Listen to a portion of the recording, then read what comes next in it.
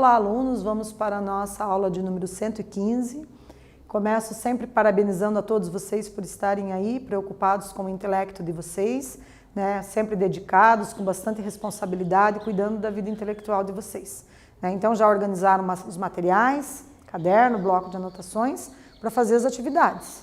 Né? Os estudantes que têm acesso ao aplicativo, sempre a gente tem que lembrar, né, para responder o formulário de questões e clicar lá no link para validar a presença de vocês. Vamos ver o que elaboramos para a nossa aulinha de hoje, pessoal? Observem lá os nossos objetivos. A gente vai trabalhar o gênero reportagem, né, enquanto gênero textual, enquanto gênero discursivo. A gente vai ver, né, que a reportagem ela é diferente da notícia, porque ela ocupa um espaço a mais na revista, no jornal, no blog, onde estiver sendo noticiado, né? Na verdade, a reportagem ela engloba várias notícias, né? São várias pesquisas feitas para constituírem uma reportagem. Né? Então, ela ocupa um volume maior, tanto no jornal impresso, quanto nos jornais que são divulgados aí por meio dos diversos equipamentos multimediativos. Né? Então, a gente vai estudar um pouquinho com mais detalhes aí esses elementos composicionais que constituem a reportagem. Né? Vamos também identificar o tema, né, que é o assunto de um texto, aprender a distinguir um fato da opinião relativa a esse fato, relacionar textos que abordam o mesmo tema, o mesmo assunto, e identificar as marcas linguísticas que evidenciam o locutor e o interlocutor de um texto. Certo? A gente sabe que todo texto é produzido com uma intenção. Né? Cada discurso proferido, seja ele verbal, seja ele não verbal, é carregado de uma intencionalidade previamente pensada pela pessoa que elaborou o discurso, né? Pelo enunciador. Né? Seja esse discurso por meio de texto escrito, seja esse discurso por meio de ilustrações, imagens, expressões faciais. Né? A gente está aprendendo que tudo isso são gêneros textuais e que a gente pode, enquanto leitor, fazer a leitura desses diversos gêneros. Né? Então, a gente tem que, quando uma pessoa elabora um discurso, ela pensa num determinado público. Né? Quem que vai receber esse discurso? Né? Quem que serão os meus interlocutores para tentar decodificar, compreender os elementos da locução que fazem parte ali do contexto de enunciação, onde ocorre a troca, a interação verbal. Essa interação verbal pode ser por meio da linguagem oral, falada, né, da linguagem escrita, e da linguagem imagética, das ilustrações, desenhos, imagens, conforme a gente tem visto aí, nas charges e nas tirinhas. Tá? Vou convidar vocês para a gente fazer a leitura do nosso primeiro texto de hoje. O título: Maioria dos brasileiros utilizou o crédito por impulso em fevereiro. Pesquisa revelou que a média para o período foi de 3 compras parceladas por consumidor.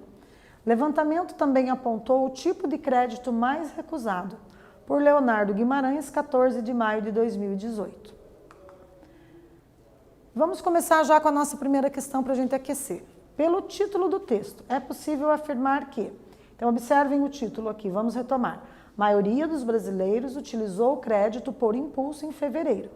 Pesquisa revelou que a média para o período foi de 3 compras parceladas por consumidor. Levantamento também apontou o tipo de crédito mais recusado. Alternativa A. De acordo com esse título, a gente pode afirmar que trata-se de um texto literário? B. Refere-se a um texto de ficção? Ou C. O texto é baseado em fatos reais? E agora, qual das alternativas é apropriada para responder a esse enunciado? Um tempo para vocês fazerem a nossa primeira atividade para a gente aquecer.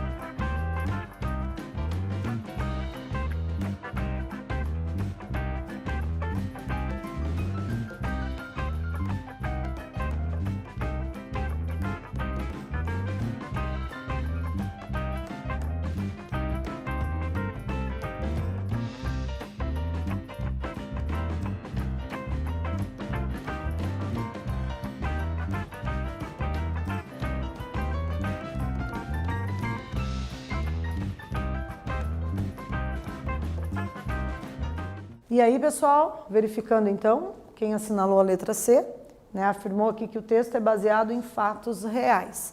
Né? Não se trata de texto literário, agora a gente não está trabalhando com ficção. Né? No texto literário, a gente percebe que existem ali alguns elementos inventados, criados pela imaginação do escritor. Né? Embora o escritor procure fazer ali de forma verossimilhante, né? A gente estudou a verossimilhança, que é como que as situações dentro de um texto literário se assemelham, ficam parecidas com a verdade, com a realidade, né? Com a verdade dos fatos, como que poderia acontecer de fato uma situação dentro de um texto ficcional, né? Mas o texto ficcional a gente sabe que é carregado de imaginação, de situações que não aconteceram de fato, né? Então não são reais, ainda que sejam baseados em fatos reais todos os textos literários.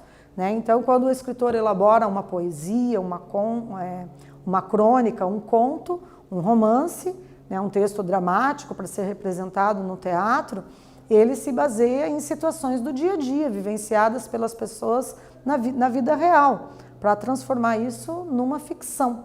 Né? Então, ele mesmo que tente fazer com que o texto ficcional tenha a verossemelhança, ainda assim, o texto é ficcional, ele não é baseado, ele não se constitui de fatos reais. Né? Ele pode ser baseado em fatos reais, mas as situações que aparecem nos contos, nos romances, nas crônicas, não necessariamente aconteceram da forma como o escritor coloca, né? Porque ele tem ali a possibilidade de lidar com a ficção.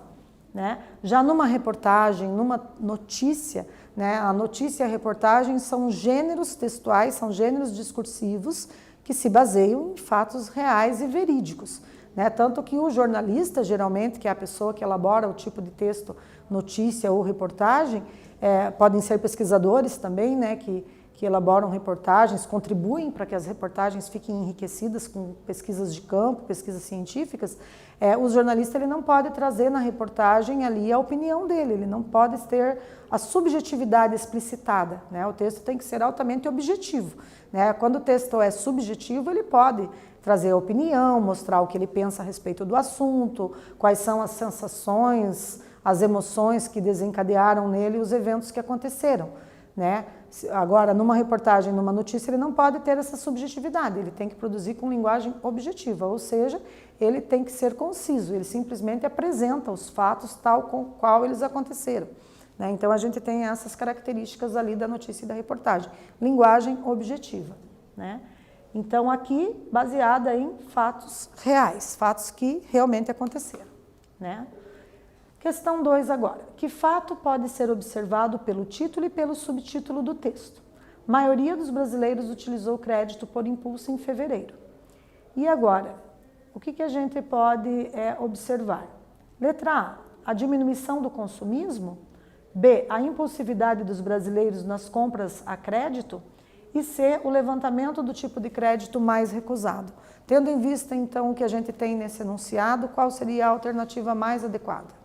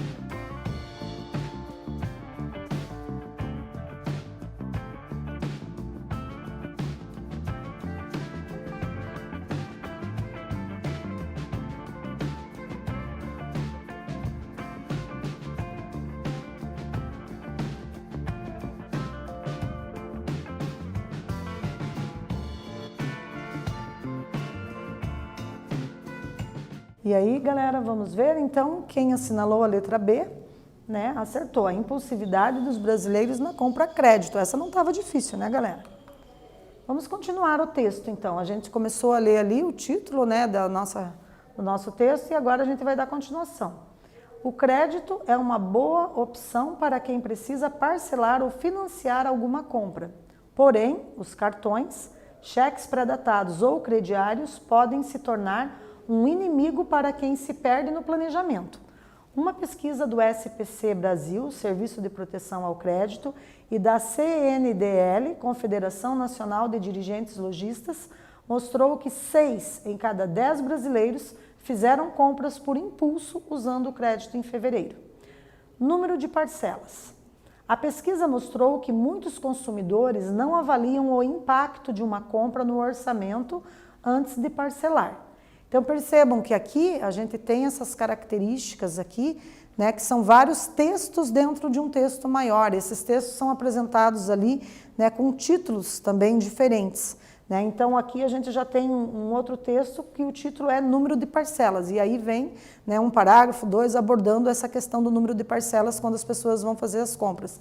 Né? Então a gente tem esses subtítulos, digamos assim, inseridos dentro de um texto maior, né, que constituem aí alguns dos elementos composicionais da reportagem. Continuando aqui, cerca de 15% dividem a aquisição no número maior possível de prestações, independentemente do valor. Já 18% optam pela menor quantidade de parcelas disponíveis. Outros 31% afirmam que levam em consideração a alternativa com um número de prestações que mais se encaixa à sua realidade financeira. Em fevereiro, 38% dos brasileiros realizaram alguma compra parcelada. A média foi de 3 compras a prazo por consumidor. Entre quem dividiu, a média ficou entre 3 e 5 e 6 prestações. Entre 3, 5 e 6 prestações, certo? Então, o que a gente tem aqui? Que os dados informados nessa reportagem, eles nos apresentam aqui percentuais, né? Então, vamos voltar aqui para a nossa primeira linha. Cerca de 15% dividem a aquisição no maior número possível de prestações, independentemente do valor.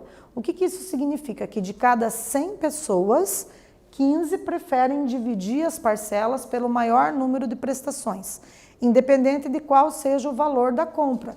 Né? Por exemplo, a pessoa comprou lá um celular e ela quer dividir em 10 vezes. Se a loja permite que divida em 10 vezes sem juros, 15%, ou seja, de cada 100 pessoas consultadas, 15 afirmaram que preferem dividir pelo maior número de prestações, geralmente sem juros. Né? Sem juros é uma inferência que a gente faz, não está explícito aqui no texto.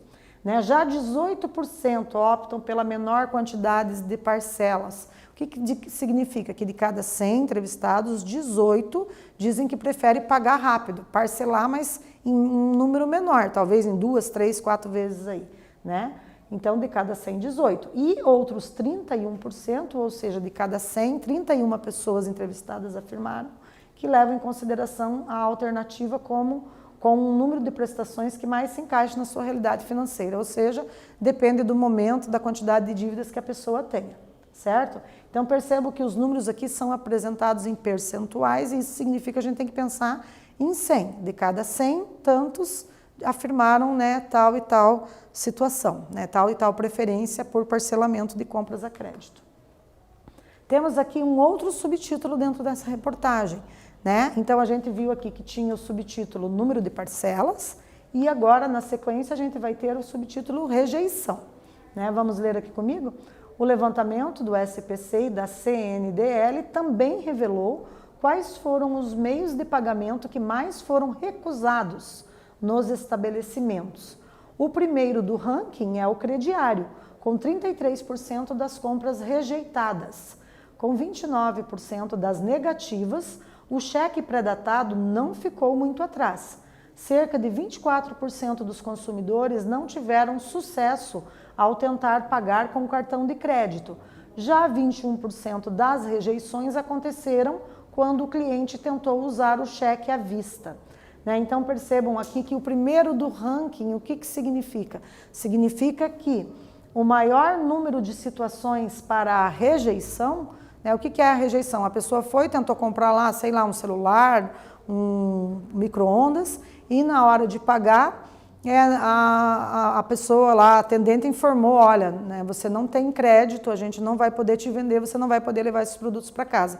Né? Então a sua compra está sendo rejeitada, porque provavelmente o nome da pessoa está negativado, né, em algum sistema de proteção ao crédito, ali no SPC, de alguma forma, a pessoa já consumiu excessivamente em meses anteriores, não conseguiu dar conta de pagar, e por isso que houve ali a rejeição, né, ao pedido de aprovação de mais uma nova compra. Né? Então, qual que foi o primeiro no ranking? O crediário. Né? Quando as pessoas tentam parcelar no crediário, fazer aqueles boletos para poder ir pagando, né, durante os meses. Então, foram 33% das compras rejeitadas no crediário. Isso significa que de cada 100 compras feitas, ou tentativas, né, de se fazer a compra, 33 foram rejeitadas. Certo? É importante a gente prestar atenção nessa questão do percentual, que é sempre por cento, então é de cada 100, tantos, tá? Para a gente ir também se familiarizando com a matemática aí, né? E agora vamos para o nosso terceiro exercício. Quais siglas foram utilizadas, respectivamente, para se referir às fontes de levantamento de dados, informações, que foram o Serviço de Proteção ao Crédito e a Confederação Nacional de Dirigentes Lojistas? Então, respectivamente, significa que primeiro vocês vão tentar localizar a sigla que identifica, né, a primeira instituição que está sendo referenciada aqui nesse enunciado e, na sequência, a segunda, respectivamente, primeiro uma e depois a outra, seguindo a sequência apresentada no enunciado. Entenderam? Vamos ver se entenderam? Tentem fazer aí e a gente volta para conferir.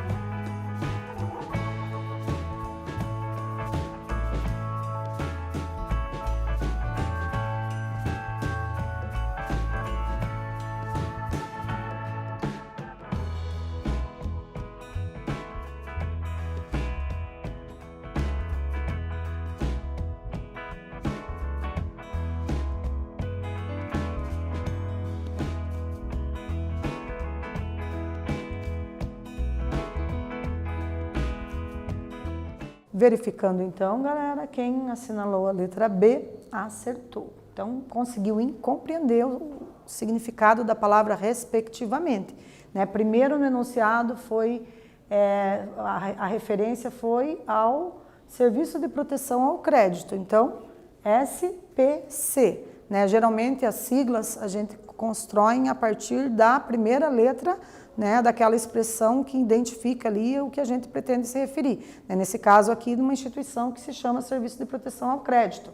Né? Então, a segunda, respectivamente, primeiro veio essa, e na sequência a Confederação Nacional de Dirigentes Lojistas, representada pela sigla CNDL. Se alguém marcou a letra A, que está invertido, errou. Por quê? Porque CNDL é a segunda instituição referenciada nesse enunciado. A primeira é SPC. Né? Então, só pode estar correta a alternativa da letra B.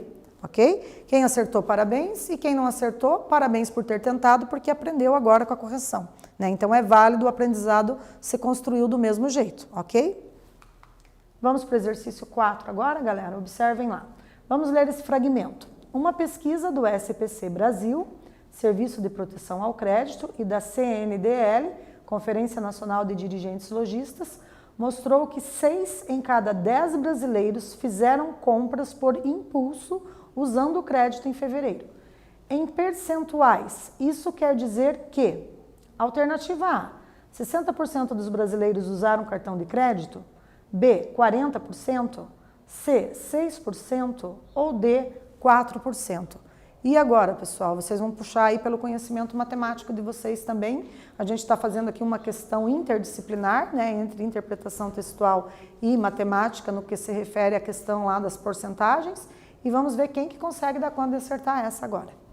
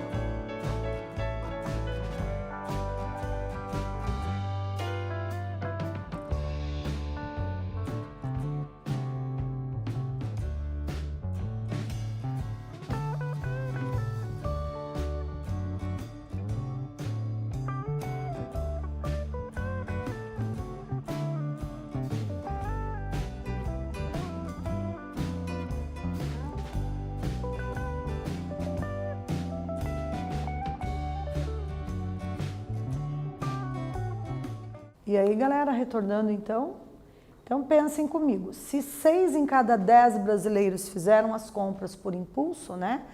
Isso significa que se a gente ampliar esse número e acrescentar um zero, 6 vira 60, né? E aí a gente transformando em percentual, a gente vai afirmar que 60% dos brasileiros usaram o cartão de crédito, né? Optaram por comprar utilizando o cartão. Por que será que as pessoas têm essa atitude? Será que na hora de fazer o pagamento das compras, o cartão de crédito não representa dinheiro? A pessoa tem mais facilidade de gastar, dói menos e aí é possível comprar um número maior de produtos porque vai pagar com o cartão, então não sente que está saindo o dinheiro do bolso? Mas e no final do mês? Né? No final do mês, quando o pagamento cai na conta, a pessoa vai ter que pagar a fatura do cartão de crédito. E esse pagamento será realizado em dinheiro. Né? Então, como que fica isso? Então, tem que pensar bem antes de ir se emocionando aí, né? E comprando uma sucessão de itens, às vezes, desnecessários. Né? Pensar sempre em poupar. Então, aqui acertou quem marcou a letra A. Parabéns. Vamos para o nosso quinto exercício? Observem aqui, como explicar a rejeição do crédito para os brasileiros, excessivamente consumistas. O primeiro ranking é o crediário, com 33% das compras rejeitadas. Isso significa que, alternativa A, de cada 33 brasileiros que tentaram comprar, 10 não puderam. B, de cada 100 brasileiros que tentaram comprar, 33 não puderam. Ou alternativa C, de cada 100 brasileiros que tentaram comprar, 3 não puderam. E agora, pessoal, qual seria a alternativa correta para essa questão? Então, vou deixar vocês pensando aí e, se quiserem fazer cálculo matemático aí, fiquem à vontade para fazer, solucionem e aí assinalem um X na questão, na alternativa que vocês acharem mais correta.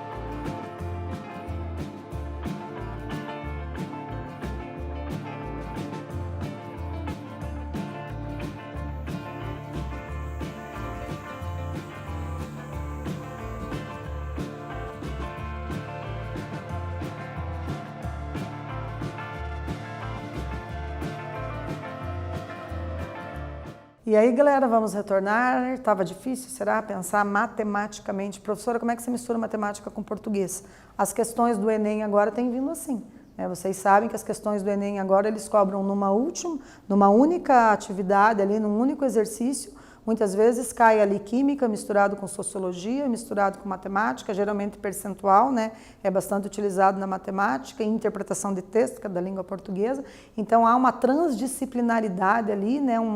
Uma mistura de todas as disciplinas, às vezes numa única questão, né? Então é sempre bom a gente ir fazendo também esse treinamento aqui, né? Então acertou quem assinalou a letra B. Por quê? Porque percebeu que 33% significa dizer que de cada 100 brasileiros que tentaram comprar, 33 não puderam. Por isso que é 33%. De cada 100, 33. Certo? Então, parabéns para quem conseguiu captar aí e fazer essa relação lógica com a matemática no nosso exercício.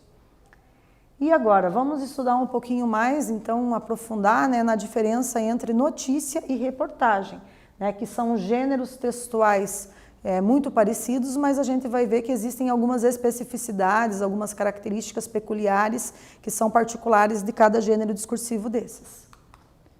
Então, observem aqui, nesse slide a gente trouxe uma definiçãozinha para vocês. Uma notícia é qualquer acontecimento considerado relevante para o conhecimento do público. Já a reportagem é o aprofundamento da notícia, trazendo detalhes significativos para os interessados em determinado assunto. Ambos os conteúdos são produzidos por um profissional jornalista, via de regra, né, pessoal? Nem sempre. A reportagem apresenta mais informações que a notícia. Isso deve ser deixado bem claro com relação à diferença entre notícia e reportagem. Este gênero jornalístico engloba causas ou desdobramentos de uma notícia, com a liberdade de criar interpretações sobre o tema, sobre o assunto. O jornalista pode incluir mais fontes e expandir sua pesquisa, né? Então, muitas vezes, quando o jornalista vai fazer uma reportagem, o trabalho dele é bem mais árduo, né? Ele tem que trabalhar na pesquisa muito mais. Por quê? Porque ele pode criar vários textos com subtítulos dentro de um texto maior, né? Com uma manchete maior, uma lead ali, né? Com informações que possam já no título impactar o leitor, para que o leitor tenha interesse em ler o restante da reportagem. E aí a gente viu que a reportagem ela é subdividida ali, apresenta outros títulos, né? Subtítulos, todos relacionados ao assunto maior. Né? Então, se ele está falando ali da questão do consumismo, né, da questão da proteção do crédito, de como que as pessoas, né, acabaram, de repente, tendo as suas compras rejeitadas e tudo mais, o que ele faz? Ele vai escrevendo vários textinhos, né? Para cada textinho ele tem que fazer uma busca, uma pesquisa, né? Muitas vezes uma pesquisa de campo, né? Trazer informações de órgãos, no caso aqui ele trouxe informações do SPC, que a gente viu, né? E ele pode também trazer algumas informações de especialistas no assunto, pessoas formadas às vezes em economia, enfim. Ele vai ter que buscar várias fontes para poder trazer ali uma diversidade de assuntos dentro de um tema maior, mas sempre dentro do mesmo tema, né? Dentro do mesmo assunto, só que fazer a subdivisão ali. Então a reportagem ocupa esse volume maior de espaço, tanto, né, no material impresso, quanto nos materiais aí virtuais, ok? Vamos ler aqui agora mais uma tirinha, então. Curando a compulsão por compras. A gente já conhece essa tirinha, né, galera, da aula anterior. Então, menina, resolvi controlar minha compulsão por compras. Nem saio mais de casa para comprar coisas supérfluas. Não saio mais de casa para comprar? Isso é ótimo. Pois é, ótimo mesmo. Agora só preciso conseguir parar de comprar dentro de casa.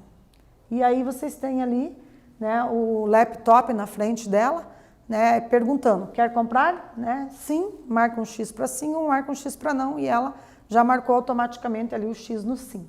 Né? Então, naquele momento, a gente tem ali uma personificação, porque ali o laptop, a tela do computador adquire vida, né? Adquire vida e dialoga com o personagem. Né? Lembram que a gente estudou em figuras de linguagem? A gente chama isso de personificação ou prosopopeia. Né? Prosopopeia é sinônimo de personificação. Então, sempre que se atribui características das pessoas a seres que não têm vida, a seres inanimados, no caso aqui é um computador, o laptop, né?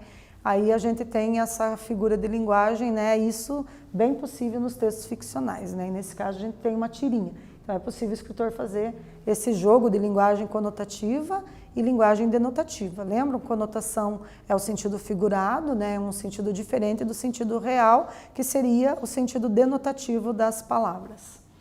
E agora, pessoal, vamos para o nosso sexto exercício e último exercício da aula de hoje. Que relações é possível estabelecer entre a reportagem e essa tirinha? Qual tema é abordado em ambos os textos? Que tipo de reflexão promovem? Baseiam-se em fatos ou situações fictícias? Então, vocês vão elaborar um textinho curto, aí, de 3 a 5 linhas, tentando dar conta de responder a essas questões que estão presentes nesse slide. Vamos fazer um treinamento da escrita, ok? E a gente retorna daqui a pouco.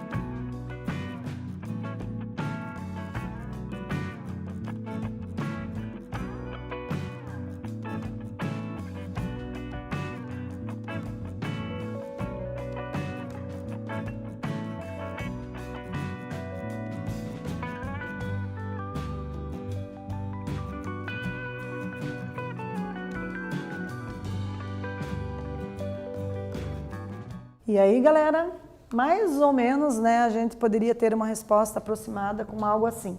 Observe que a reportagem e a tirinha tratam do mesmo tema e têm por finalidade levar as pessoas a refletirem sobre o consumismo. No entanto, um texto se refere a fatos reais, né, no caso a nossa reportagem é fatos reais, e o outro cria situações fictícias de forma bem-humorada e irônica.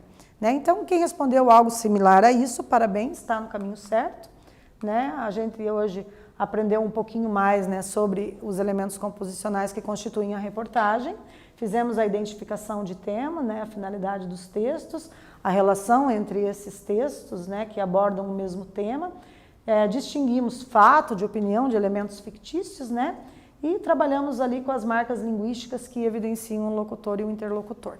Seguem aí as referências para aprofundamento nos estudos. Parabéns por estarem aí acompanhando as videoaulas, espero ter contribuído com o aprendizado de vocês hoje, né? E um abraço carinhoso virtual aí, antiviral para todos vocês.